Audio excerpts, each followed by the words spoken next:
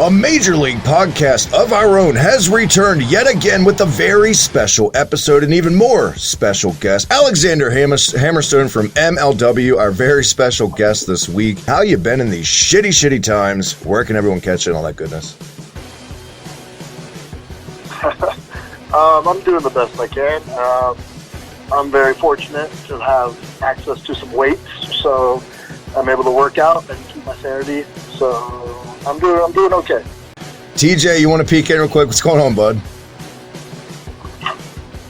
What's going on? Yeah, you can find me at lawmans_ on the old Twitter.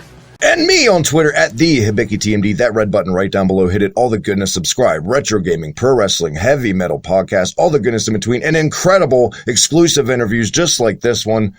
Man, I gotta ask you, Hammer, first and foremost, been keeping up on your social media and stuff like that. We're all going batshit crazy from being cooped up, but yours might be the most admirable route. You're out there chasing chickens, doing anything you can to not go insane. I mean, it's gotta be such a goddamn blow, just, out of left field to just, everything. This is unprecedented times, and for all wrestling companies, the world in general, it's just when you're desperate to just keep your sanity. I see you're back into gaming now. It's just whatever you got to do, right? At this point. Hey, Travis, I got to interject. It's ducks. Ducks. Yeah, it was ducks, not chickens. Ducks. If it was chickens, I would have eaten them all a long time ago. Yeah, I mean, basically, no one knows how long everything's gonna, be out of whack or when things would be back to normal.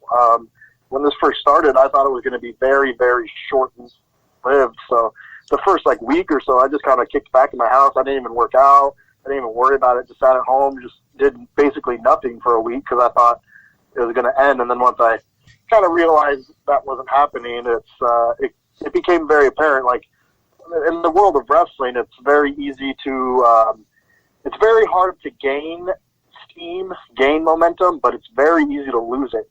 So during this time, I figured there's going to be a lot of guys who get really out of shape and who have no fan interaction and basically get forgotten. And I'm doing my best to, first of all, stay in shape and come back even maybe in better shape. But also to give the fans something to interact with, whether that's digging up old match footage and putting up old highlight clips, or even chasing ducks around my condo. Just anything you can, just to kind of keep relevance and give people something to be entertained by. I would all say that your Twitter game right now is gaining you more fans. Oh yeah, dude, I tell up and coming wrestlers this all the time. I'm like, I get booked more from gets on Twitter than I do from sending out matches to companies asking to get booked. Like, it's a wild time we live in. But I mean, it goes to show, like, we live in kind of, the ADD culture, and it's like, what's hot right now? Show me, Vine was a representation of that. Now TikTok, people want to be entertained really quick, right away. And if you can't do that, you kind of lost them. So Twitter's a big part of wrestling, ironically.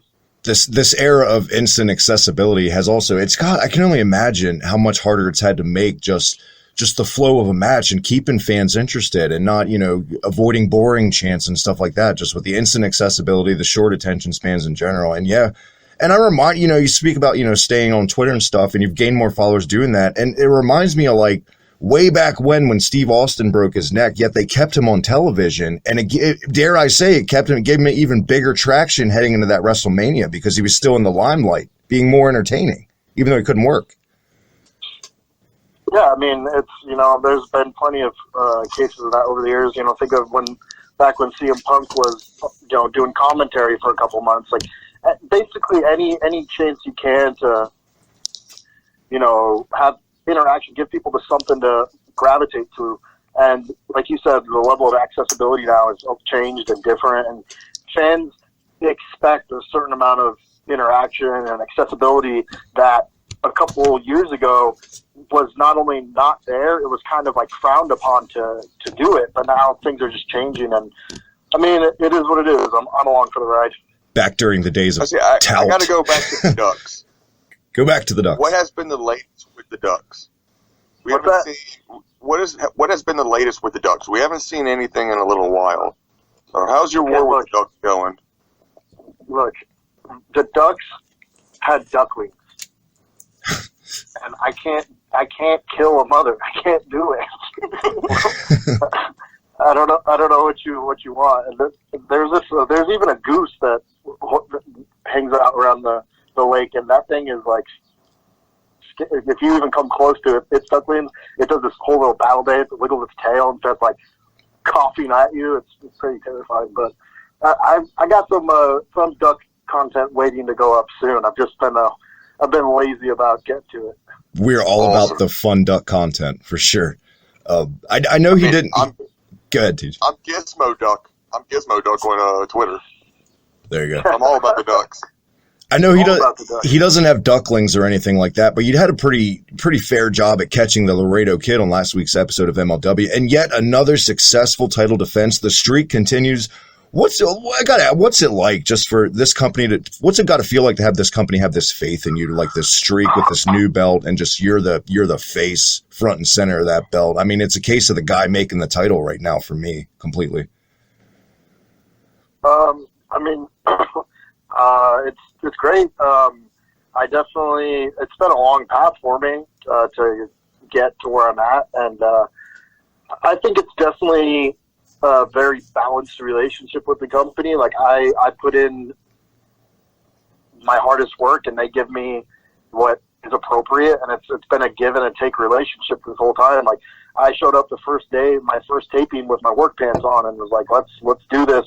What do I got to do to be a top guy? And trying to kill every promo and kill every match and just do everything the best I can, and really take the company flag and wave it everywhere I can.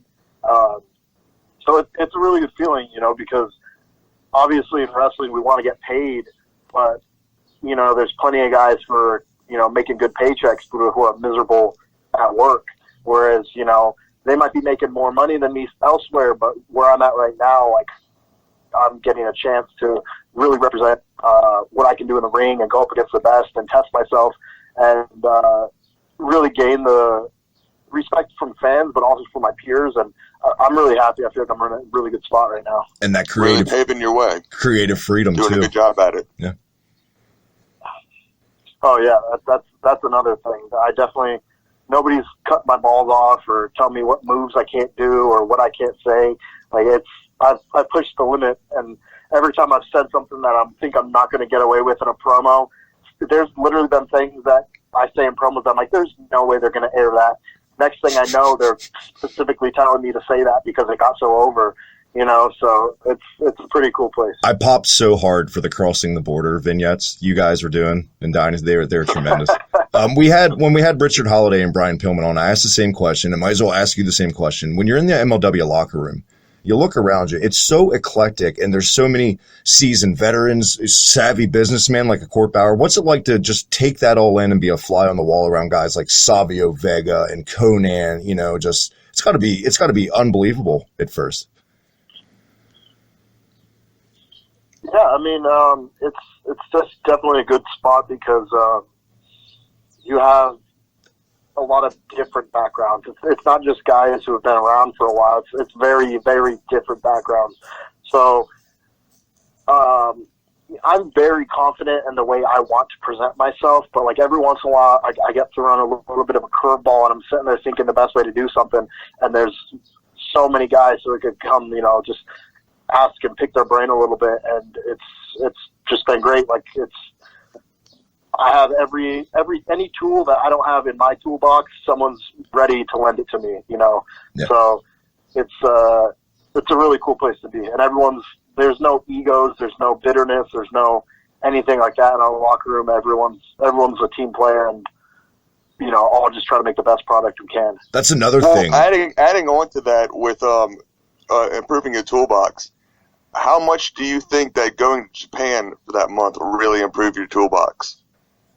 That was probably the most altering experience for my wrestling out of anything like that. I mean, it was cramming a year of experience into 5 weeks.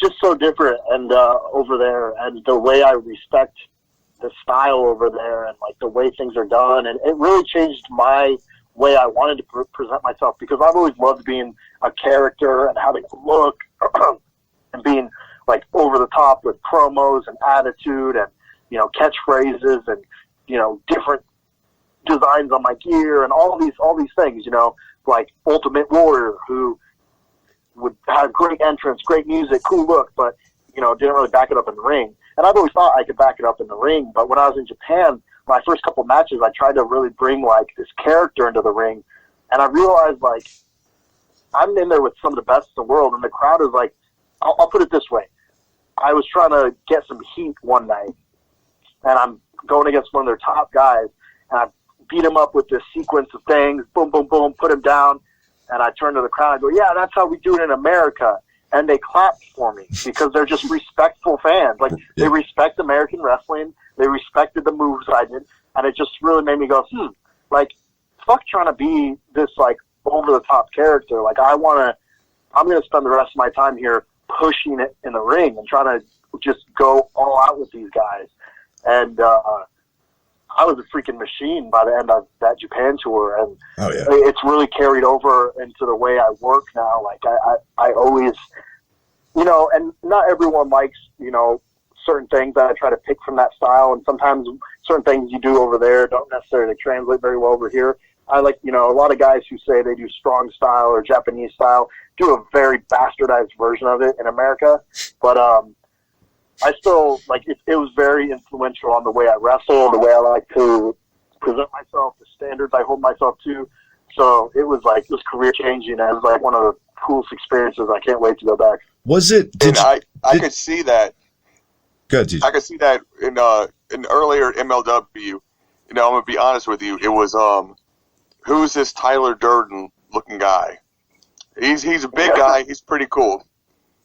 But then when I saw all your clips from your Japan in September, I was like, this guy is fucking amazing. Yeah, I mean, there's, like I said, there's going to be like a stigma sometimes with like the big guys who just get by on their, you know, having muscles or being big. And I've always kind of joked about myself in that way. Like, I've always joked, they're like, oh, I'm not here to wrestle. I'm just here to look good on the poster. And I'm completely joking, but like at a certain point, like some people think that's like, some people think that. And like, I just really got this chip on my shoulder because eventually I got to a spot in wrestling where a lot of people thought, man, Hammerstone gets this or gets that, or he's here because he looks this way. And I was like, okay, let's go. Like, I'm going to push everybody I wrestle. I'm going to get the best matches out of you. I'm going to blow you up in the ring. And so it's, you know, like I said, now it's been kind of like a chip on my shoulder, and I just want to go out there and tear it up with luchadors. I want to tear it up with people from Japan. I want to tear it up with anybody who comes from anywhere, really.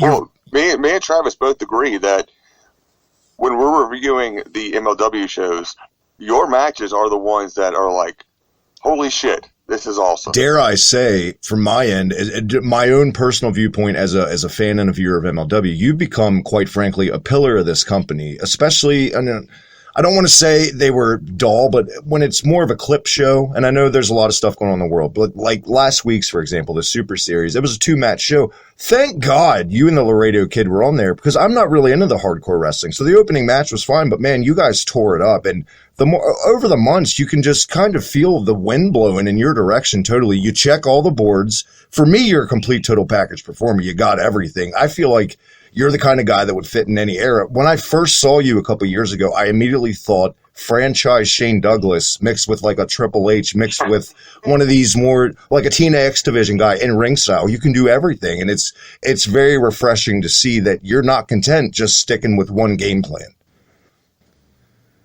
Yeah, I appreciate that. I mean, at the end of the day, it comes down to like the style of wrestling now is changing. So it's like if you're stubborn and you're stuck in your ways and you think I do it this way and that's the way I do it, you're gonna be relegated to working very, very seldom in very few places. Yeah. Was it incredibly humbling, your very first tour of Japan? Because you hear horror stories from lots of guys, or did you have the complete opposite experience? You loved your first tour over there. Well, Well, going over with Noah was my third time going to Japan. So I've been to Japan previously for wrestling, but it was my first like long tour, going for weeks at a time. And it was, I wouldn't say humbling, like because I felt like I got my feet beneath me very quick. I adapted to the style, like I figured out the way they do things very quickly. But I will say this, so the other foreigner that I spent a lot of time with who was there, like, I'm pretty sure the first show we were on, he didn't even wrestle. He was just there to, like, observe. And then, like, the next couple shows, because we did, like, 18 dates in a month. So only, 4 of those were the big tournament matches. The other nights, we were just doing random, like, tag matches or 6-man tag, sometimes an 8-man tag, just pairing up different people and getting different matches, right? And so he got to do a couple of those tag matches, like 3 or 4 shows, to kind of get the feel for how everyone works before he had his first big tournament match. Wow. But me, my first night there, I get there and I'm like trying to look at the card, and of course it's in Japanese, but I see my name. I'm in the main event against Shiozaki, and we have a 30-minute Oh, man. match. Jeez. And I'm like, oh my gosh. So it wasn't necessarily a humbling experience, but it was definitely a trial by fire, because he's freaking phenomenal, and he's the hardest chops in wrestling, Shiozaki. And so I remember taking his comeback, and he's doing the machine gun chops, and machine gun chops look like they don't hurt as much as regular chops because they're like a short range. I'm just sitting there eating them, and then he stops, and sometimes he stops and fires up and then goes to the next thing, but sometimes he stops, fires up, and then does the second round. And I just remember in my head when he did the fire up, just thinking, please be done, please be done, please be done. And I've never thought that. I've always been the type who, when someone chops me, I'm like, bring it on, motherfucker. Like, but oh my gosh, that was, I guess, the humbling of the tour was that first night, because my chest was so calloused over that every night for the next week, whenever someone chopped me, I just started bleeding because it was just so scabbed over from that first night. Holy shit. I feel like for me, if I was over there in your position, I would want to be in the trial by fire thing. I'd want to get it, let's get in there. I'd be the same way. That way, there's no more anxiety or any of that, this slow burn. No, let's get in and get it done. I totally would probably want to do it the same way. Yeah, I mean, I definitely liked it. There was just certain aspects of the style that you don't like. They do things differently over there that they don't do here, and they wouldn't necessarily. They'd be kind of weird if you saw them in American wrestling. So, like, I wish I would have been able to pick that up, but luckily, I pretty much, like, after that first match and then watching, like, the shows, I realized it very quickly. But I still enjoyed that first match. Yeah. Speaking of Japan, we do have a question from one of our listeners from @BowlingJD, Red Leaf Retrocast on Twitter. His question, Hammerstone, for you is, Hammerstone, do you plan on pursuing a larger career in Japan like you did with Noah in N1, even if it's doing tours while signed with another major company like MLW? I mean, I definitely plan on going back. It's something where currently because I'm contracted to MLW, they have to work together. So it has to line up where either I don't miss an MLW taping or it's approved off, because anytime we miss a taping, that's basically 4 weeks I'm not going to be on television unless they use matches from Noah. So I definitely want to go back, and I've actually been talking to Court, and there are plans for that. Hopefully when wrestling gets back to normal, I'll be going back over there. But also in the same regard, I do get really homesick when I'm there for that much time. And so I don't see myself ever being the type of wrestler to, say spend 3 months at a time in Japan, but, 1 or 2 tours a year would be ideal, something that I would do moving forward. Right on. He also has your dog when you go over. Oh yeah. Well, that's the thing. So when I went over, my girlfriend and my dog had got along, but when I got back from Japan, he was like more bonded to her than, and I was like, this is bullshit. Yeah, that's terrible. You can't have that. No. Can't take commands, dog. He also had a sub question for you. JD also asked, what's the typical tan to orange ratio you go with? Full Hogan, hot stuff Eddie Gilbert, or another? I gotta go full Hogan, man. I don't like these orange tans. I don't like spray tans. I like when you look like a burnt catfish and hot dog. Nice deep orange red. There you go. We hope you got the answer you're looking for, JD. That's the tan Travis goes for too. There you go. If there's I've been doing all my work. Sorry. No, sorry. Go ahead. Damn lag.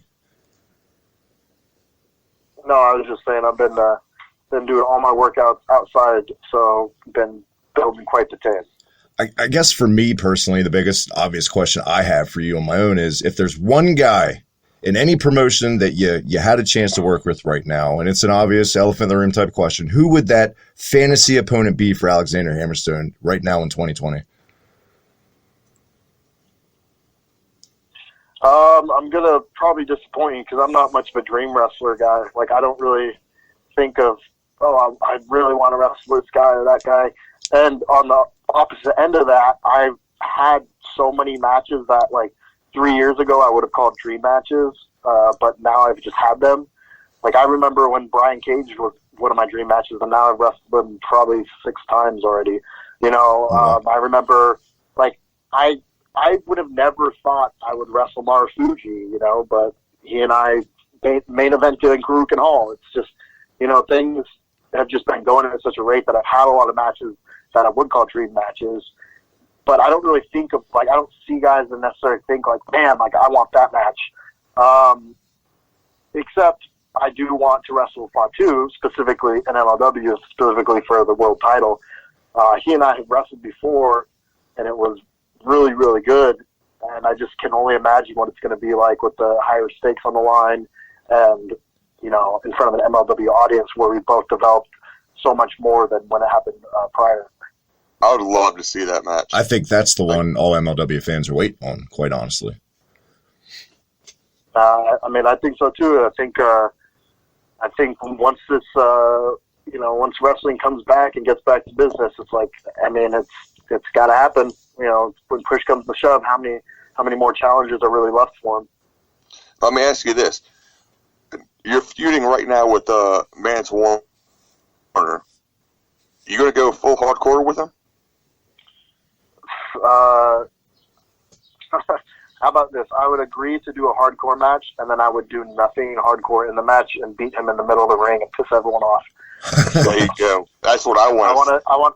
I want to have like a no hold barred death match, and then do nothing but chain wrestling and I would pop so hard they could hear it in California, and I'm in Pennsylvania. There you go. Man, I would keep going outside of the ring and setting up tables and grabbing weapons, but never use any of them. When real quick, I would absolutely love that. Before we get out of here, when you were growing up, a little Hammerstone, what was your main promotion you were really into, or were you a channel flipper like I was? You enjoyed all the Monday Night Wars and ECW or all that? Yeah, so I didn't even get to enjoy any of the Monday Night Wars. I never had cable, so wrestling was if I could stay up super late on like a Saturday and watch like Shotgun Saturday Night or whatever, or maybe it was like you stay up late on a Sunday and watch Sunday Night Heat. So that was the extent of the wrestling I got until SmackDown finally started playing on UPN. But my first taste of wrestling were if I was able to stay up late enough to catch a little bit of those late night programs with, you know, the B roster, you might say. But, you know, the one thing that was really cool about that was when I was growing up watching those shows, the cool, like, you know, I remember the guys that would main event those shows were like Gangrel and Val Venus and Godfather and, you know, like kind of like the big card guys, but they would main event those shows because that's what those shows were. They were the B shows. And then, so I always thought Gangrel was awesome, like growing up. And then later in life, I would say Gangrel was one of the first like names I wrestled. And then he and I ended up somehow wrestling like 20 times over the course of a couple of years, and he's one of my really close friends, and it's just like cool that he was like one of the first wrestlers that I was like, infatuated with when I was a kid. Now, like, we text each other Merry Christmas and stuff, you know? Imagine texting Gangrel Merry Christmas, TJ, every Christmas morning. That's awesome. That's amazing. I still say to this day the Nightmare Collective and AEW would have got over if Gangrel would have been there in there instead of Dr. Luther, because I'm still a huge Gangrel mark till the end of time. You got anything else for the champ, I think Tej? I do. I actually have a couple of Go for it. things. Shoot. One question I have is, I saw come up on Twitter is that you had a WWE contract and they rescinded.